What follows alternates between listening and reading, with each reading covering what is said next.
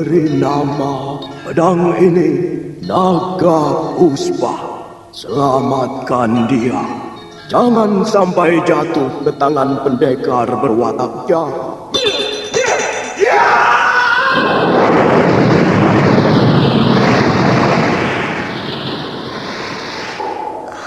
Kakang Komandan, kau masih juga tidak percaya bahwa aku mencintaimu. Mesin, maafkan aku, Mesin. Mesin. Mesin!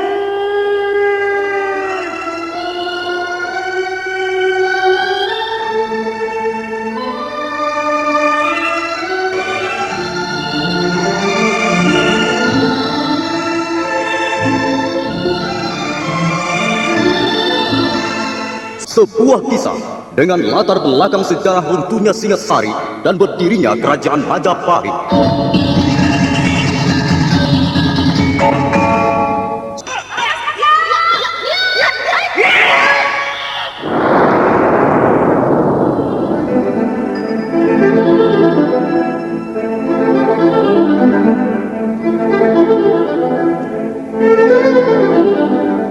Kali ini mengetengahkan episode pertama, Pelangi di Atas Kurawa.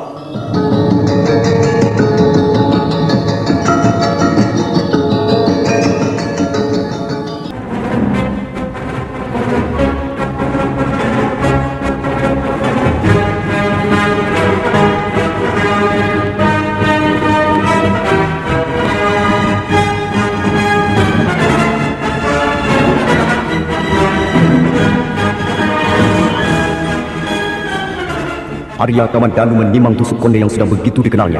Tusuk konde berkepala kuning keemasan itu sering dilihatnya menghiasi rambut Narirati. Mengapa tusuk konde ini bisa tergeletak di sela-sela daun ilalang ini? Jangan-jangan telah terjadi sesuatu atas diri Narirati. Aku harus mencarinya.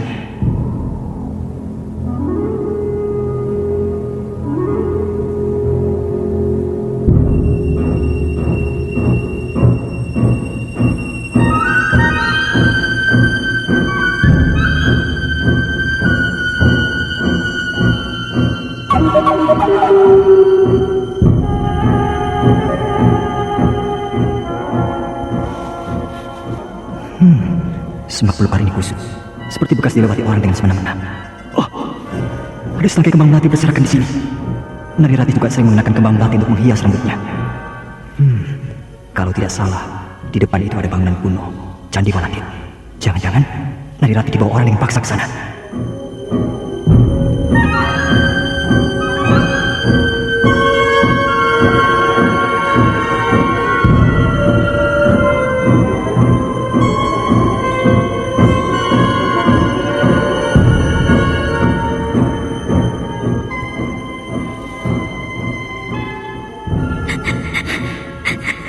Aku ingin membahagiakanmu, Rati. Bagaimana kau bisa membahagiakan aku? Aku Dangdi, adalah anak kepala desa Langumpur. Aku punya harapan hidup serba kecukupan. Orang tuaku cukup kaya. Kalau kau mau menjadi istriku, kau akan senang dan bahagia. Tidak, aku tidak mau. Rati, banyak gadis lain yang mendambakan menjadi istriku. Mereka juga cantik, dan bahkan ada yang anak orang terpandang. Aku bisa memilih salah satu di antara mereka. Kalau begitu, pilih saja. Apa susahnya? Mengapa kau masih mengganggu aku? Ya, itulah Rati. Walaupun gadis-gadis itu cantik, tapi Narirati, anak Rakyat Buru, jauh lebih cantik. Karena itu aku memilih kau. Rati, aku berjanji, aku akan menjadi seorang suami yang baik. Kau tidak akan menyesal, percayalah. Dangdi, kau tidak perlu berjanji apa-apa. Karena aku tidak bersedia menjadi istrimu. Rati, kau jangan membuat hatiku panas. Tentu saja hatimu panas. Karena kau menginginkan yang tidak-tidak. Rati, aku sudah lama sekali mengenalmu. Sejak kau masih kecil, sampai sekarang menjadi gadis kembang desa Manguntur. Apa kau tidak pernah merasakan getaran perasaanku, Rati? Dangdi, sejak dulu kita bersahabat. Dan sampai sekarang pun masih tetap bersahabat. Jangan kau kotori persahabatan kita dengan niatmu mengawini aku. Rati, aku ingin hubungan kita lebih dari sekedar persahabatan. Tidak bisa. Aku tidak bisa meluluskan permintaanmu itu, Dangdi. Lebih baik kau segera berpaling pada gadis lain. Semua menjadi rusak gara-gara anak tukang membuat senjata itu. Sejak kehadiran Kamandanu, sikapmu padaku berubah menjadi pahit. Arya Kamandanu seorang pemuda yang baik. Aku akan menerima dan bersahabat dengan siapa saja yang hatinya mulia. Jadi kau mencintainya? Itu adalah rahasia pribadiku. Kau tidak berhak mengetahuinya. Apa kelebihan Kamandanu itu? Aku yakin kau tidak akan bahagia hidup bersamanya. Kamandanu hanya anak seorang tukang pandai besi. Dandi, mengapa kau ikut campur urusan kebahagiaan seseorang? Harta benda, pangkat, dan kedudukan tidak menjamin kebahagiaan seorang wanita. Rupanya kau sudah termakan rayuan pemuda Kurawan itu ya. Itu pun bukan urusanmu. Jadi kau tetap menolak niat baikku.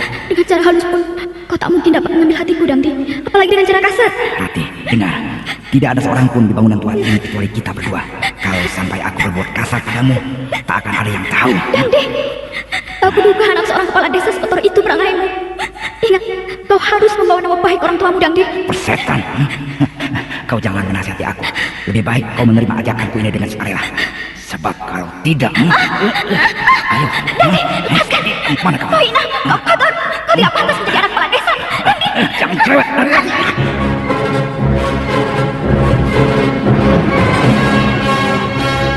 Kalau kau tidak menurut, aku akan membuatmu malu, Narirati. Kau biadab, binatang.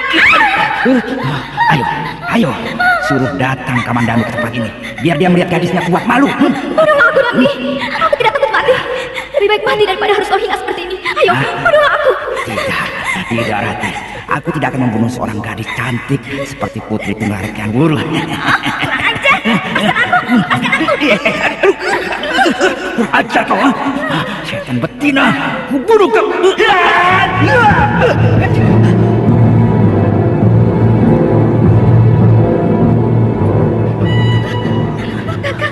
Untuk kau segera datang. Kau tidak apa-apa, Rati. Dia bermaksud tidak senonoh padaku, Kakak. Kebetulan sekali kau datang, Kamandanu. Ayo, mari kita selesaikan persoalan ini secara jantan. Tidak perlu. Mengapa? Kau takut? Kalau takut aku tidak datang ke tempat ini, Dandi. Nah, kalau begitu mari kita bertempur untuk memperebutkan gadis itu. Kita sama-sama lelaki. Kita selesaikan secara kesatria. Ayo. Bagaimana kau bisa bersikap kesatria? Kalau kau membawa lari seorang gadis dan bermaksud tidak senonoh di tempat sepi begini. Cukup. Tutup sajalah mulutmu. Kalau kau takut melawan Dandi, pulanglah dan biarkan Narirati bersamaku di sini. Dan membiarkan kau merusak kehormatannya, menodai kesuciannya. Jangan merasa dirimu paling bersih, Kamandanu. Setidak-tidaknya aku tidak sekotormu, Dandi. Anak kepala desa Mangunjung. Kurang ajar kau. Kamandanu, ayo. Mari kita mencari tempat yang lebih lapang untuk berlaga. Ayo. Aku lebih senang menyelesaikan persoalan ini secara baik, bukan dengan jalan kekerasan. Kau anak kepala desa, tentunya kau lebih memahami tata krama yang berlaku dalam masyarakat. Jangan malah berbuat liar seperti kambing hutan. Tidak ada cara lain untuk menyelesaikan persoalan ini selain berkelahi. Nah, aku menantangmu, Kamandanu. Ayo keluar. Di halaman tadi dia lebih leluasa untuk saling menghantam. Kalau itu kemauanmu baik, akan kulayani tantanganmu, Dandi. Hati-hati, Kakak. Dia licik, curang. Kau melihat dari kejauhan saja, Rati. Jangan mendekat. Baik, Kakak.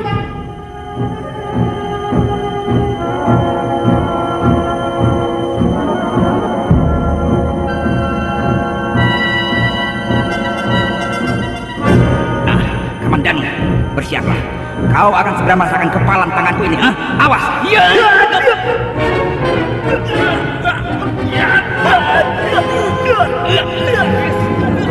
Bagus. Gerakanmu lincah seperti burung serigala. Tapi jangan buru-buru merasa senang. Lihat.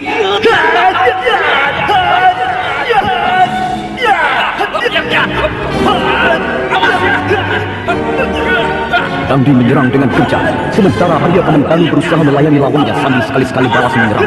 Maka demikianlah, halaman Dandi Walandit yang kanan kirinya banyak tanaman liar itu menjadi arena pertarungan dua anak muda. Sementara di atas anak tangga cantik, seorang gadis melihat jalannya pertarungan sambil sekali waktu menggigit bibirnya yang merah. Ayo Kamandanu, kau ganti menyerang. Jangan hanya bermain-main loncat-loncatan seperti bajing kurang makan. Baiklah Dandi, akan kuturuti permintaanmu. Arya Kamandanu sekalipun tidak bisa dikatakan pendekar, tapi paling sedikit dia pernah belajar ilmu kanuragan dari Empu Hanggareksa ayahnya. Lain halnya dengan Dandi yang tak pernah tahu aksaranya ilmu tata berkelahi, hanya main hantam dan seruduk seperti kelakuan seekor babi. Nah, bersiaplah Dandi.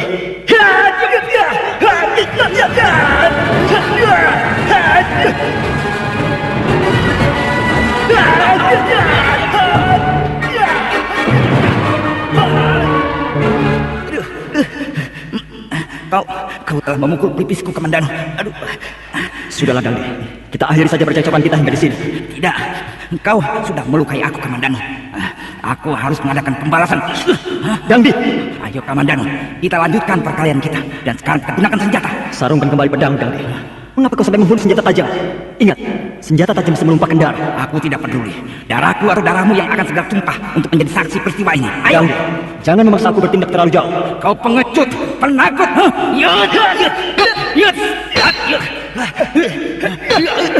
Jangdi, kalau kau masih nekat menyerang, jangan salahkan kalau aku sampai membuatmu cedera. Hentikan, hentikan. Mengapa kalian mau saling membunuh begini? Apakah kalian tidak malu pada orang-orang? Dangdi, apakah kau tidak kasihan melihat orang tuamu? Dia seorang kepala desa yang dihormati. Dia tentu akan terpukul sekali kalau sampai anaknya berbuat onar. Aku tidak akan melupakannya, Komandan. Luka di pelipis kiriku ini harus kau bayar kembali. Harus kau bayar lebih mahal.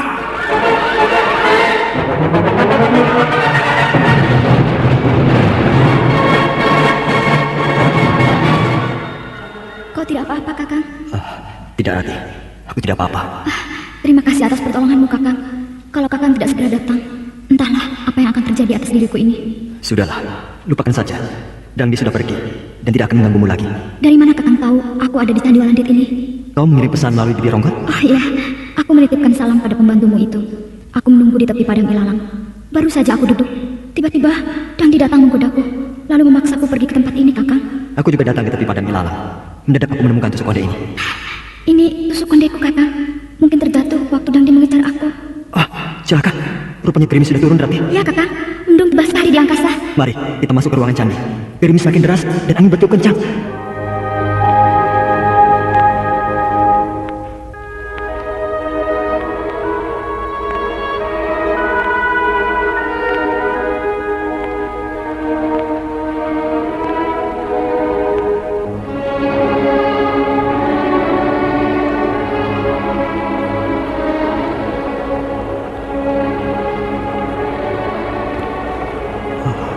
Pakaianmu terkoyak, Rati. Iya, Kakang. Dangdi sungguh kurang ajar. Dia mau membuatku malu. Kelihatannya dia tergila-gila padamu. Dan karena kau tidak menanggapinya, dia nekat. Aku benci melihat laki-laki seperti Dangdi. Dia sok kaya dan sok berani. Buktinya, dia tidak mampu menandingi Kakang Kamandanu. Kakang, lihat, ada pelangi di sebelah sana. Aku sudah melihatnya sejak tadi, Rati. Mengapa Kakang diam saja? Mengapa tidak memberitahu aku? Aku tahu, Kakang Kamandanu sudah bosan melihat pelangi, bukan? Pelangi itu indah sekali. Tapi apa, Kakang? Tapi aku dibuatnya kesal. Aku benci. Kenapa? Karena aku tidak mungkin menggenggamnya. Aku hanya bisa menikmatinya dari kejauhan saja. Kalau Kakang ingin menggenggam pelangi, Kakang harus dapat menjerat leher burung Garuda. Nah, Kakang lalu naik di punggung burung raksasa itu, terbang ke angkasa. Itu mustahil. Bisa saja. Kakang jangan putus asa. Tidak, Rati. Pelangi itu terlampau jauh, terlampau indah, tapi mustahil aku miliki untuk selamanya. Kau tidak percaya? Sebentar lagi dia akan lenyap. Lenyap begitu saja. Kakang cepat berputus asa. Kasihan nasib pelangi itu kalau sampai harus lenyap begitu saja. Seharusnya Kakang berusaha untuk menggenggamnya dalam tanganmu yang perkasa itu. Sudahlah, Rati. Mengapa bicara kita jadi ngelantur kesana kemari? Kakang, aku dingin. Di situ banyak angin. Pindah saja ke sebelah sana, agak merapat ke dinding batu. Aku mau duduk di sini saja, dekat denganmu supaya hangat. Kau juga dingin, Kakang? Aku sudah terbiasa melawan udara dingin, Rati. Kakang Kamandanu, apakah aku tidak tahu bahwa aku mencintaimu? Mengapa kau tidak bisa membaca isi hatiku? Nari, Rati. Aku mencintaimu, tapi aku ragu-ragu. Aku bimbang. Jangan-jangan aku bertepuk sebelah tangan. Bagaimana perasaanmu, Kakang? Apa maksudmu, Rati? Kau senang kita berada di tempat seperti ini? Iya, tapi kita tidak boleh terlalu lama berada di sini. Nanti kau ditunggu-tunggu ayahmu. Kakang Kamandanu, mengapa kau tidak mau berterus terang padaku? Katakanlah bahwa kau mencintai Nari Ratih, dan diriku ini akan menjadi milikmu selamanya. Rati, aku memang pengecut. Entahlah, mengapa aku menjadi pengecut seperti ini? Apakah aku terlalu tinggi hati? Coba genggamlah tanganku ini, Kakang. Bukankah dingin sekali seperti air telaga di puncak gunung? Ayo, Kakang, genggamlah tanganku. Apakah bibirku membiru karena dingin? Katakanlah, Kakang. Aku gemetar. Aku menggigil bukan karena udara dingin. Tangan Nari Ratih sangat halus, seperti tangan Dewi Subraba dari kayangan. Dan pandangan matanya sangat lembut. Kakang, mengapa kau tidak mau duduk rapat padaku? Kau pasti hanya akan mempermainkan aku. Kau cantik. Banyak pemuda yang mengincarmu untuk dijadikan istri. Mengapa kau malah menggesek, Kakang? Kau tidak senang duduk bersamaku? Kau seperti pelangi itu, Nari Ratih. Indah dan rupawan. Tapi bagiku hanya bisa menikmati dari kejauhan. Baiklah, mungkin kau tidak senang padaku, atau bahkan kau membenci aku. Kalau begitu, aku pergi saja. Ratih! Aku mau pulang.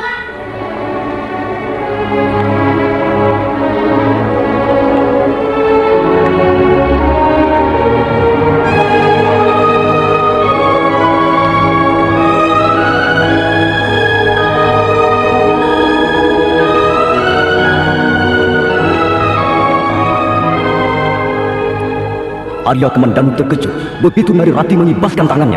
dan dia lebih terkejut lagi ketika melihat gadis itu melompat ke dalam hujan. Sebentar kemudian, mereka berdua sudah kejar-kejaran dalam cucuran air hujan. Nah, para pendengar sekalian, bagaimana kelanjutan kisah ini? Apakah Nari Rati benar-benar tersinggung dan marah? Dan bagaimana sikap Arya Tamandanu? Silahkan mencari jawabannya dalam seri berikut.